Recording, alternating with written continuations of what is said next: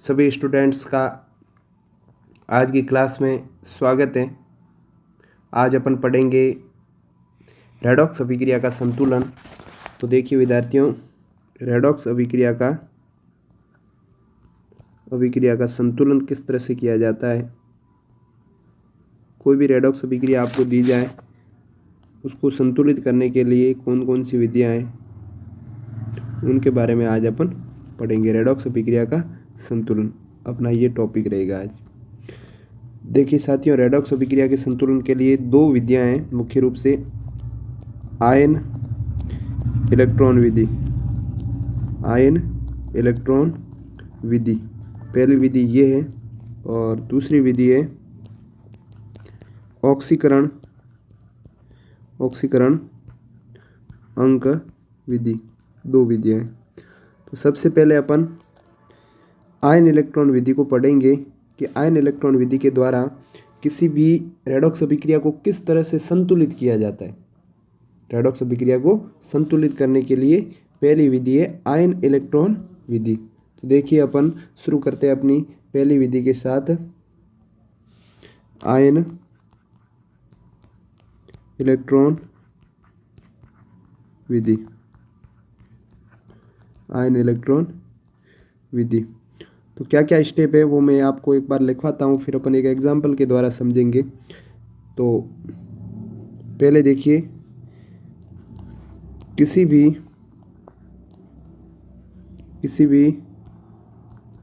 Redox अभिक्रिया को ऑक्सीकरण तथा अपचयन अर्ध अभिक्रियाओं में लिखा जाता है।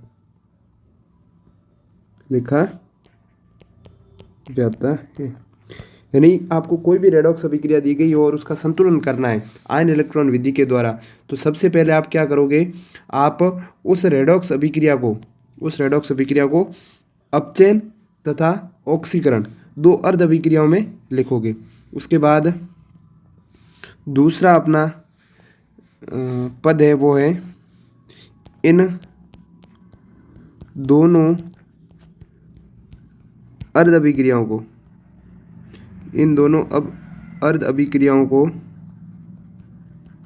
अलग अलग रूप से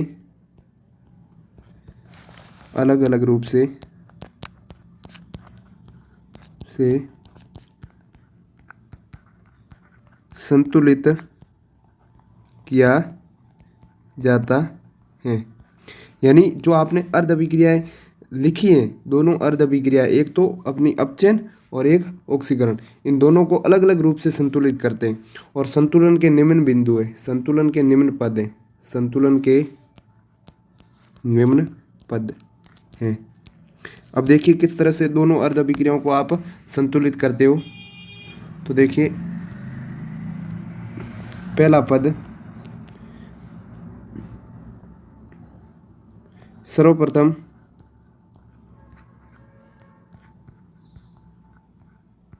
हाइड्रोजन तथा ऑक्सीजन,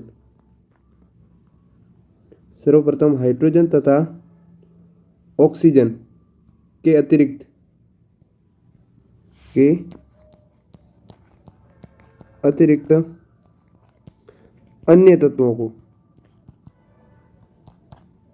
अन्य तत्वों को संतुलित किया जाता है। सर्वप्रथम हाइड्रोजन और ऑक्सीजन के अतिरिक्त अन्य तत्वों को संतुलित किया जाता है, ये पहला पद है। उसके बाद फिर अपन देखो, अन्य तत्वों को यदि संतुलित कर देते हैं तो उसके बाद अपन ऑक्सीजन को संतुलित करेंगे। ऑक्सीजन का संतुलन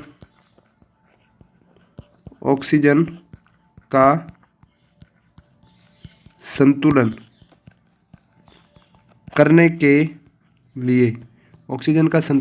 के लिए जिस और जितने जिस ओर जितने ऑक्सीजन कम है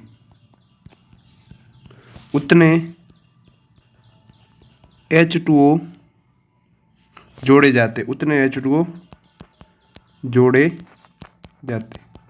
यानी जितने ऑक्सीजन रिएक्टेंट या प्रोडक्ट में से जिस साइड जितने ऑक्सीजन कम है उस साइड उतने H2O जोड़े जाते हैं। अब अगला स्टेप रहेगा हाइड्रोजन का संतुलन। तो हाइड्रोजन के संतुलन के लिए, हाइड्रोजन के संतुलन के लिए जिस और यानी रिएक्टेंट और प्रोडक्ट में से जिस और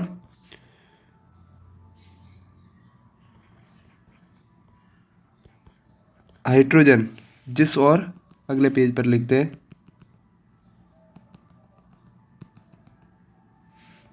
जिस और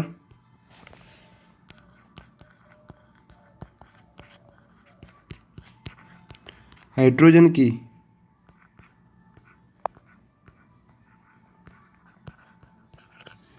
जितनी कमी है उस और उतने ही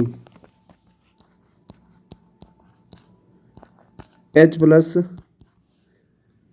जोड़े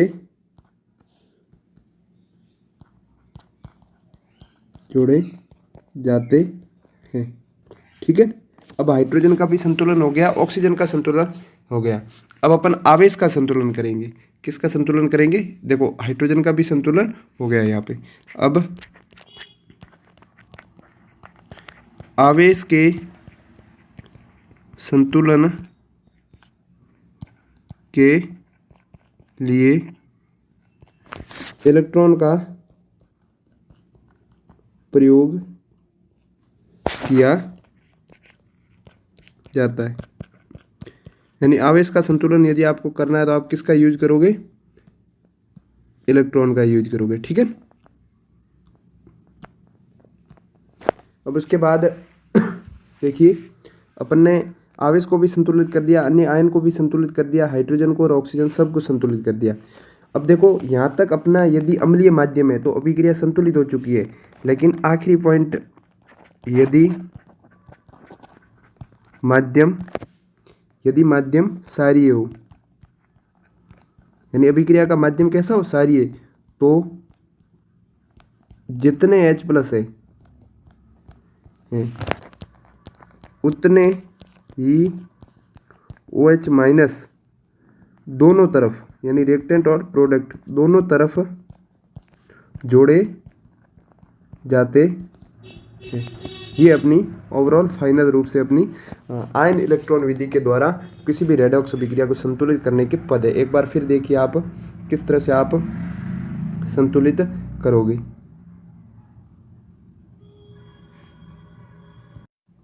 हाँ, तो आयन इलेक्ट्रॉन विधि के द्वारा संतुलन करने के लिए आप सबसे पहले देखिए रेडॉक्स अभिक्रिया को आप दो अर्ध अभिक्रियाओं में लिख दीजिए, एक ऑक्सीकरण अभिक्रिया और एक अपचयन अभिक्रिया। और अब इन दोनों अर्ध अभिक्रियाओं को अलग अलग रूप से संतुलित किया जाता है। और संतुलन के आप निम्न पद अपनाओगे। देखो कौन कौन से स्टेप है संतुलन के। पहला स्टेप, सर्वप्रथम हाइड्रोजन तथा ऑक्सीजन के अतिरिक्त अन्य तत्वों का संतुलन किया जाता है। ऑक्सीजन, अब अन्य तत्वों का संतुलन कैसे करोगे? स्टोइकियोमेट्रिक कोफिशिएंट लगाकर। और फिर ऑक्सीजन का संतुलन करने के लिए जिस और जितने ऑक्सीजन कम है उतने H2O जोड़े जाते हैं। ठीक है, उसके बाद हाइड्रोजन के संतुलन के लिए जिस और हाइड्रोजन की जितनी कमी है उस और उतने ही H प्लस जोड़े जाते हैं। ठीक है, आवेश के संतुलन के लिए इलेक्ट्रॉन का प्रयोग किया जाता है। और यदि माध्यम क्षारीय हो तो H प्लस, जितने H प्लस है उतने ही OH माइनस दोनों तरफ जोड़ दिए जाते हैं। ठीक है ना, एक एग्जाम्पल लेंगे, उस एग्जाम्पल के द्वारा आपको सारी चीज़ें समझ में आएगी। जैसे मैं एक एग्जाम्पल लेता हूँ और क्वेश्चन अपना क्या होगा, निम्न लिखित रेडॉक्स अभिक्रिया को, निम्नलिखित रेडॉक्स अभिक्रिया को संतुलित कीजिए। और अपनी रेडॉक्स अभिक्रिया कौन सी है देखिए, Cr2O7 -2 और plus plus C2O4 -2 gives chromium +3 plus CO2। इस तरह से ये एक रेडॉक्स अभिक्रिया आपके सामने दी गई है। और अब देखो इसका सॉल्यूशन करते हैं, इस रेडॉक्स अभिक्रिया को संतुलित करते हैं। ठीक है, अब रेडॉक्स अभिक्रिया का किस तरह से संतुलन किया जाएगा। देखो आपने जो ये पद पढ़े हैं उसमें मैं दोनों अलग अलग अभिक्रिया लिखता हूँ। यहाँ पे एक ये लिखी और ये कन्वर्ट हो रहा है इसमें, और दूसरी अभिक्रिया आपने लिखी C2O4 -2 और ये कन्वर्ट हो रहा है CO2। अब देखिए यहाँ पर आप जब क्रोमियम का ऑक्सीडेशन नंबर निकालोगे ना, तो यहाँ पे क्रोमियम का निकलेगा +6। अब देखो आप +6 से किस में जा रहा है, +3 में। इसका मतलब यहाँ पे क्या हो रहा है, अपचयन हो रहा है। क्या हो रहा है, अपचयन। इधर आप इस ऑक्जेलेट आयन में निकालोगे कार्बन का ऑक्सीकरण अंक, तो वो आएगा +3, और ये किस में बदल रहा है, देखो इधर निकालोगे कार्बन का तो +4। इसका मतलब यहाँ पे क्या हो रहा है, ऑक्सीकरण। यहाँ पे क्या हो रहा है, ऑक्सीकरण। तो देखो मैंने दोनों अर्ध अभिक्रियाओं को अलग अलग लिख दिया, एक ऑक्सीकरण है और एक अपचयन। अब इन दोनों को अलग अलग रूप से अपन क्या करेंगे, संतुलित करेंगे। तो पहली अर्ध अभिक्रिया तो अपन इस तरह से पहली अर्ध अभिक्रिया लिखते हैं,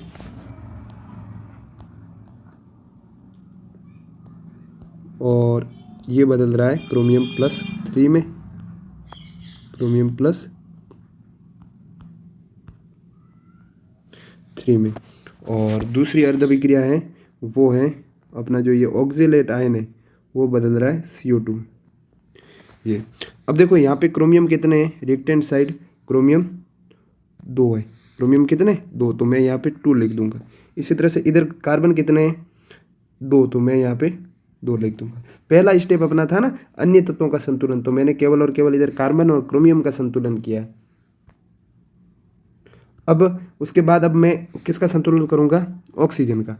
अब ऑक्सीजन का संतुलन करने के लिए क्या किया जाएगा, देखो Cr2O7 -2, इधर ऑक्सीजन कितने, 7, इधर ऑक्सीजन एक भी नहीं है ना, तो इधर मैं लिखूंगा जितने ऑक्सीजन जिस साइड कम है, यानी रिएक्टेंट साइड में 7 ऑक्सीजन है, इस तरफ कम है, तो मैं यहाँ पे लिख दूंगा 7H2O। और इधर देखिए यहाँ पे रिएक्टेंट साइड 4 ऑक्सीजन है और अपने प्रोडक्ट साइड एक भी ऑक्सीजन नहीं है। सॉरी, रिएक्टेंट साइड भी 4 ऑक्सीजन है और प्रोडक्ट साइड भी 4 अपने, हाँ 4 ऑक्सीजन हो गए। रिएक्टेंट और प्रोडक्ट दोनों ही साइड कितने ऑक्सीजन है, 4 ऑक्सीजन है। देखो यहाँ पर 4 ऑक्सीजन है और यहाँ पर भी कितने हो गए, 4। तो इधर ऑक्सीजन पहले से संतुलित है, इधर संतुलित नहीं थे, तो यहाँ पे मैंने संतुलित कर दिया इसको। अब देखो हाइड्रोजन का संतुलन किया जाएगा, यहाँ पर हाइड्रोजन है ही नहीं, रिएक्टेंट और प्रोडक्ट दोनों साइड हाइड्रोजन है ही नहीं, इस वाली अभिक्रिया में बात कर रहा हूँ। इधर देखो यहाँ पर 14 हाइड्रोजन हो गए, कितने हाइड्रोजन हो गए, 14। तो मैं यहाँ पे Cr2O7 -2 प्लस 14H+ लिख दूंगा, ठीक है। और फिर यहाँ पे क्रोमियम +2 प्लस 7H2O, ये अपनी अभिक्रिया हो जाएगी।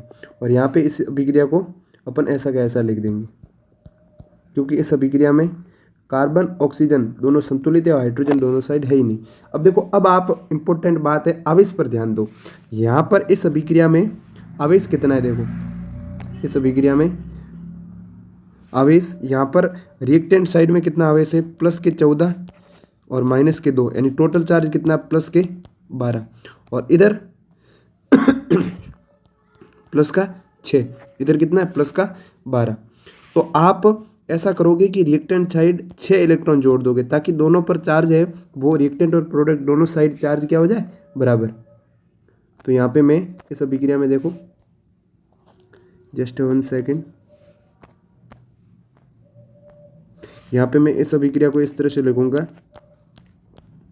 +14H+ प्लस 6 इलेक्ट्रॉन, और आगे क्रोमियम कितने, 2 प्लस 7H2O। यहाँ पर देखो आप रिएक्टेंट साइड कितने, -2 चार्ज है और इधर कितना है, 0 चार्ज है। तो यहाँ पे मैं 2 इलेक्ट्रॉन लिख दूंगा। यहाँ पे मैं कितने इलेक्ट्रॉन लिख दूंगा, 2 इलेक्ट्रॉन। Just 1 second. तो देखिए इस अभिक्रिया को वापस ऐसे लिखा जाएगा, +2 CO2 +2 इलेक्ट्रॉन। अब आप ध्यान से देखिए, जो पहली अभिक्रिया उसमें कितने इलेक्ट्रॉन है? 6 इलेक्ट्रॉन। यहाँ पे कितने इलेक्ट्रॉन है? 6 इलेक्ट्रॉन। और इधर कितने इलेक्ट्रॉन है? 2 इलेक्ट्रॉन। तो अपन को उस पदों में एक बात और लिखनी थी। देखिए अपन बैक चलते हैं, ये अपने जो स्टेप लिखे थे ना, उसमें अपन को एक चीज़ और लिखनी थी कि आवेश का संतुलन इलेक्ट्रॉनों का प्रयोग करके किया जाता है। अब यहाँ पे अपन एक और स्टेप लिखेंगे, यहाँ पे 5वें नंबर का आप यहाँ पे लिखोगे, दोनों अर्ध अभिक्रियाओं में, दोनों अर्ध अभिक्रियाओं में इलेक्ट्रॉनों की संख्या,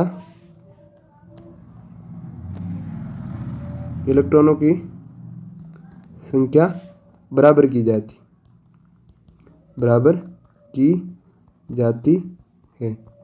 और फिर क्या करोगे? अंत में आप दोनों अर्ध अभिक्रियाओं को जोड़ दोगे। दोनों अर्ध अभिक्रियाओं को क्या करोगे? जोड़ दोगे। देखो कॉमन सेंस की बात है ये चीज़। तो यहाँ पे ध्यान दीजिए आप, इधर 2 इलेक्ट्रॉन है तो अपन को क्या करना है? ये 6 इलेक्ट्रॉन है, इधर 2 इलेक्ट्रॉन है। इलेक्ट्रॉनों को बराबर करने के लिए इस पूरे समीकरण को मैं 3 से मल्टीप्लाई करूँगा। इस पूरे समीकरण को मैं किससे मल्टीप्लाई करूँगा? 3 से।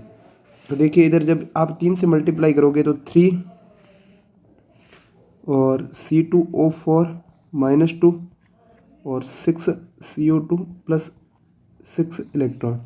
अब देखो एक ये अपनी अभिक्रिया है और एक अभिक्रिया ये, इन दोनों अभिक्रियाओं को आप क्या करोगे? जोड़ दोगे। एक ये अभिक्रिया और एक ये अभिक्रिया, इन दोनों अभिक्रियाओं को जोड़ दोगे। तो देखो अगला स्टेप, दोनों अभिक्रियाओं को जोड़ने पर, दोनों अभिक्रियाओं को जोड़ने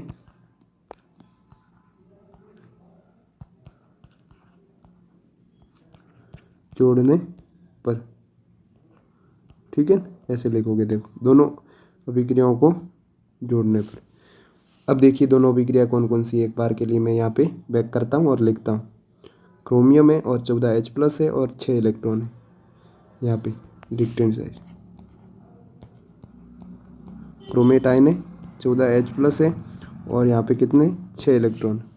और दूसरी वाली अभिक्रिया में यहाँ पे 3Cr अपने ऑक्जिलेट आयन है। ऑक्जिलेट आयन का स्टोइकियोमेट्रिक कोएफिशिएंट कितना है? 3 ऑक्जिलेट आयन। और फिर प्रोडक्ट साइड देखिए आप, प्रोडक्ट साइड यहाँ पे 2 क्रोमियम आयन है और 7H2O है।